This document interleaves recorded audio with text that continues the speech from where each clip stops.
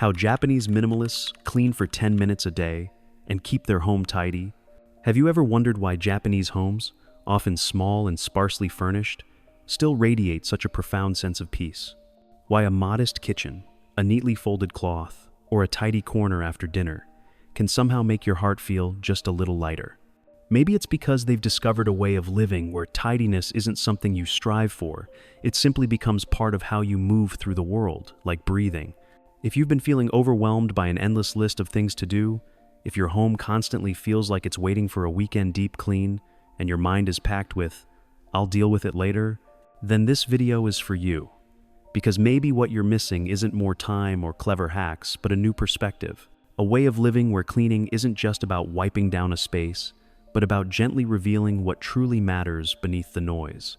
The Japanese say, when you honor even the smallest action, life begins to feel much bigger. And spending just 10 minutes a day caring for your space, if done with presence and understanding, can be the beginning of turning your home into a place that nurtures you, not just shelters you. Today, we'll walk through a journey not just one of brooms and cloths, but of simplicity, restraint, and mindfulness woven into the fabric of everyday life. And perhaps, in the quiet flow of it all, you'll rediscover something you didn't even realize you'd lost: the feeling of being at home, in your home. 1. The 5S principle. The Japanese don't clean their homes the way most of us do. They don't wait for mess to pile up before rushing into a stressful battle against clutter and laziness. They live as if the home always deserves to be kept in quiet dignity. And every act, even wiping a drop of water from the table or picking up a single strand of hair from the floor, is part of a quiet ritual, a way of caring for the space as gently as they care for their own spirit. The 5S principle was born in factories, but in the hands of the Japanese, it has become more than just an efficiency system. It's a way of life, a way of touching every corner of a room and the mind to see clearly what deserves to stay and what is ready to be let go. The first step, Seri sort, is about standing in front of your own belongings and asking, does this still serve my life as it is today? If the answer is no, then that item has fulfilled its role, and it's time to say goodbye. In the philosophy of danshari, this is the gentle art of parting ways with things that once mattered, but now only echo a former version of ourselves. It's not just clearing out drawers, it's letting a breeze pass through spaces we hadn't opened in years, both physical and emotional. Once we let go, sight and set in order takes over. What remains is invited to return to its rightful place, and when everything has a home, disorder loses its power. The Japanese believe everything should have its place and should be in that place. Space becomes a living body, where every part moves with quiet rhythm, no chaos, no confusion. It's not strict control, it's respect. Respect for objects, for space, and for the life we choose to live within it. Then comes Seiso Shine. But cleaning, the Japanese way, isn't rushed or reactive. It's intentional. Just 10 minutes a day to wipe the table, straighten a cloth, sweep a whisper of dust. These small acts, done consistently, form the bedrock of lasting tidiness. The Japanese teach, don't wait until it's dirty. Live in a way that it stays clean. Cleaning becomes less about removing mess and more about cultivating beauty, rhythm, and calm. As cleaning becomes daily ritual, Saiketsu standardize naturally follows. Everyone in the house knows what needs to be done. Every corner finds its rhythm. There's no resistance to starting because everything already flows. Repetition no longer feels dull, it becomes meditative. There is depth in routine, there is peace in structure. As the Japanese say, discipline is not control. It's kindness repeated daily toward yourself. Finally, Shitsuke sustain is when you no longer need to be reminded, because the practice has become who you are. Like breathing, like folding your blanket each morning, like the way you pour water or place a bowl on the table, discipline is no longer imposed. It's grown from within, steady as grass, that no longer needs tending to stay rooted. The 5S principle is not just about cleaning. It is an art of living, a way of clearing the outside to see the inside more clearly, a way of honoring each small moment to nourish a much larger life. And perhaps, above all, it teaches us this simple, tender truth. The space outside is always a reflection of the stillness within. 2. 10 minute speed cleaning techniques. 10 minutes might sound too short for something like cleaning. But to the Japanese, 10 minutes isn't a limitation. It's just enough time to reconnect with your space, to move through the corners with quiet attention, and to realize that sometimes it's the smallest windows of time that hold the greatest power to shift how we feel. The Japanese don't rush against time. They live in step with it. And in those 10 minutes, they're not trying to clean everything. They simply choose one spot, a room, a table, a windowsill, and treat it as if it were the center of the world. They begin at the furthest point, from the highest shelf, and gently work outward and downward. It's like the quiet rhythm of a tea ceremony, always from the inside out, from top to bottom, from stillness into motion. Dust isn't the enemy. It's a whisper of passing time. Wiping it away is like touching a moment that is quietly settled and now asks to be released. There's a beautifully simple habit many Japanese households practice: carrying a small basket or tray while they clean.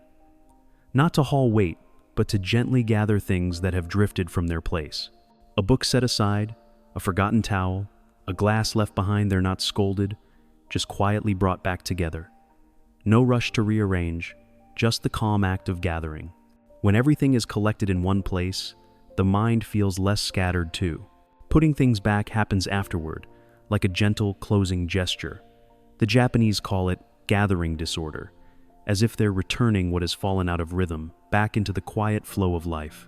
There's also a more delicate technique, one hand holding a cloth, the other a small broom or trash bag, wiping and collecting at the same time, not treating cleaning and tidying as two separate steps, but letting them merge into a single fluid motion, a kind of quiet embrace of mess, gently restored.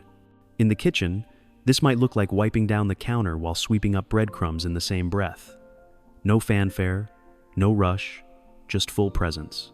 Cleaning becomes less of a task and more of a dialogue between person and space, action, and awareness. When time is short, they don't try to do it all. They focus on the surfaces that speak first: doorknobs, sinks, tabletops, the entryway floor, because they know that the first impression of a home isn't built from how much was done, but from how the space feels. Cleaning the right places, the ones you touch and see, is enough to make the whole house feel settled. And with that, the mind settles too. Then there's a quiet rule that floats through Japanese homes like a breeze. If something takes less than a minute, just do it.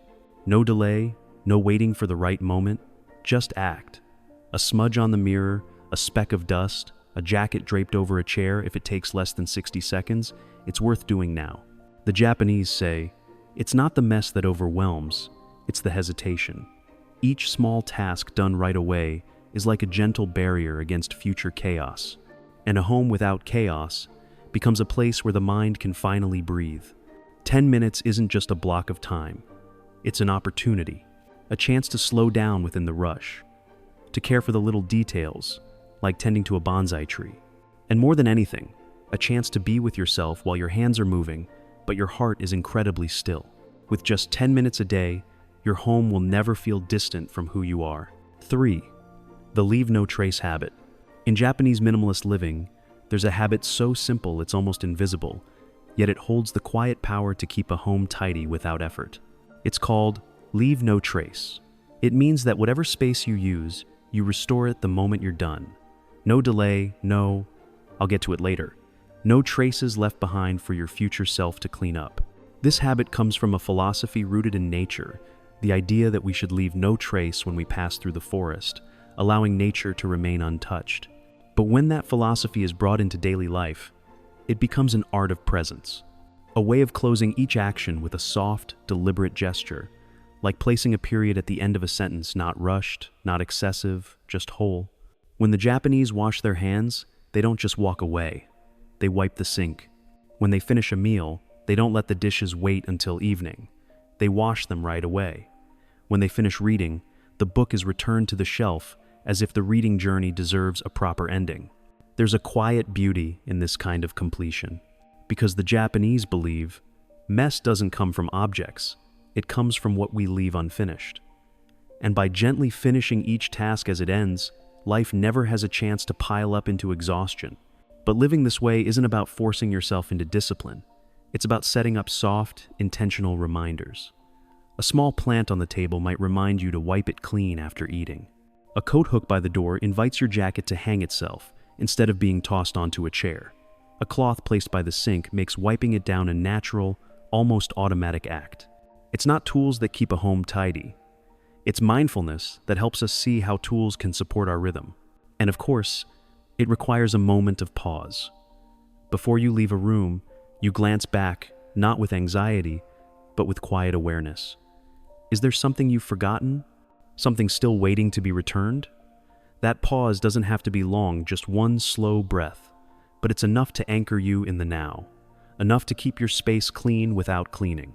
Someone once said, if you can keep the present clean, you'll never have to clean the past. That's the essence of leave no trace. Not because we aim to never make a mess, but because every footprint we leave behind is placed with care. When that happens, the home stops being something you have to manage. It becomes something you get to live in fully, calmly, and gently. To leave no trace doesn't mean to erase everything. It means to leave behind lightness, to walk away without burden, to let your space breathe, and in doing so, to give your mind a little more room to be still. 4. Tool optimization.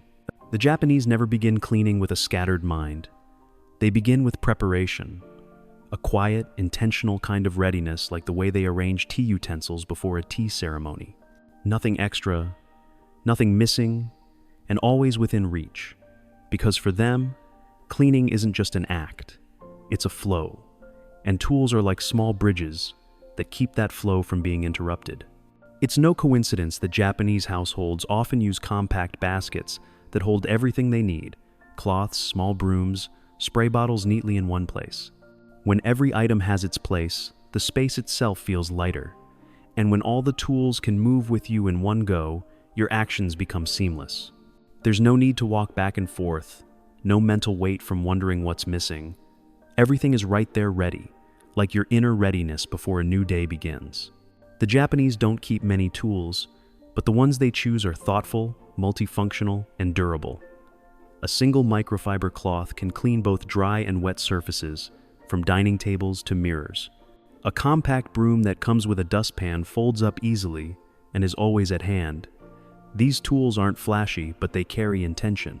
Because the spirit of Japanese minimalism isn't about getting rid of everything, it's about seeing clearly what truly serves you and what only adds unnecessary weight.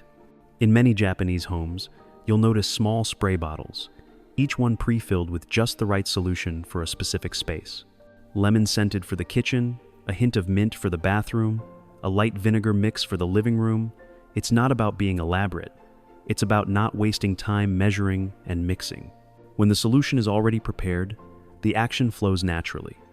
When you don't have to think about how to start, your mind stays free to be present with every motion. The Japanese say, even tools have a spirit, and if you care for them, if you organize them with respect, they will serve you effortlessly. A cloth in the right place, a clean spray bottle, a thoughtfully arranged caddy, each one plays a role in making cleaning feel less like a chore and more like a moving meditation. When tools are optimized, the work becomes lighter. And when the action no longer feels like a burden, cleaning turns into something close to stillness, quiet, rhythmic, and quietly beautiful. Minimalism doesn't mean having less. It means keeping only what allows life to flow. And when every tool in your home supports you gently, you begin to realize a tidy space doesn't begin with wiping things down. It begins with the respect you offer to every small, silent item that stands by your side. 5. Mindset, discipline. Cleaning doesn't begin with your hands. It begins with a quiet shift in your mindset.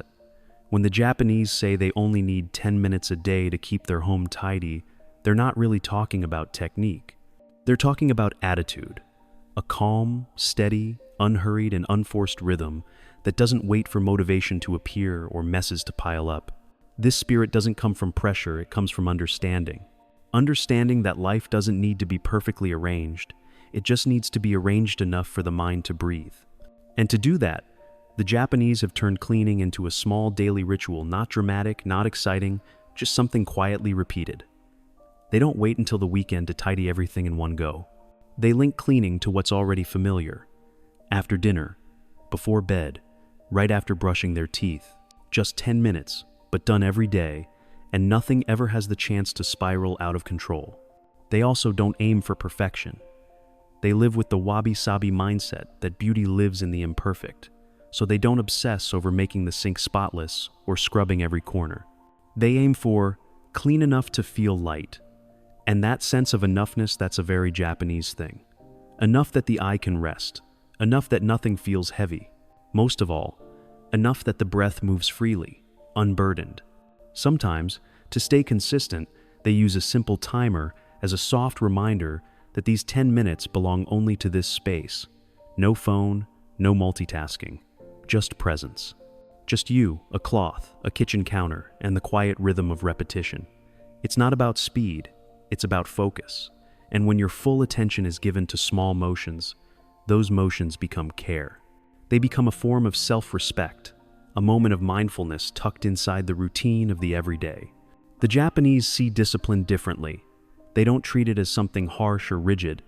To them, discipline is softness repeated until it becomes second nature, like folding a blanket each morning, like the way they glance at the doorknob gently before leaving the room. That kind of discipline isn't hard. It's like water, soaking in slowly, quietly, until one day, you don't even realize you're cleaning. You're simply living. A tidy home doesn't come from sudden bursts of energy. It grows from quiet, unseen habits. And a light spirit doesn't come from deep cleans. It comes from small, daily acts, repeated with calm presence. When the outside is in order, the inside finds peace. It sounds simple, but you have to live slowly, patiently, to feel the full depth of what that really means. Cleaning has never just been about wiping things down or putting them away. For the Japanese, it's a way of living, a quiet rhythm of the inner self reflected outward. Each 10-minute window in a day isn't just a moment to tidy a room, it's a moment to bring clarity back into your own being. When you touch a doorknob that's just been wiped clean, you're also touching a piece of peace you've gently offered yourself. As you begin to live with that kind of mindfulness, you start to see that your home isn't just a container for objects. It becomes a mirror reflecting either the stillness or the noise inside your mind. And the small motions you repeat each day, folding a towel, putting the broom back where it belongs, gently wiping down a surface, stop feeling like chores. They become whispers of self-care. Quiet affirmations that need no praise, no recognition. You don't need to change everything at once. Just start with one small thing. A corner of a table, a 10-minute timer, a deep breath before you begin, and then, each day, a little more, a little neater, a little lighter. Stay with it long enough, and your living space becomes something that nourishes you, not something that drains you. Because in the end, minimalism isn't about owning less. It's about making more room for silence, for calm, for presence. And cleaning, when done with intention and care, isn't a task to get through. It's a way back to yourself.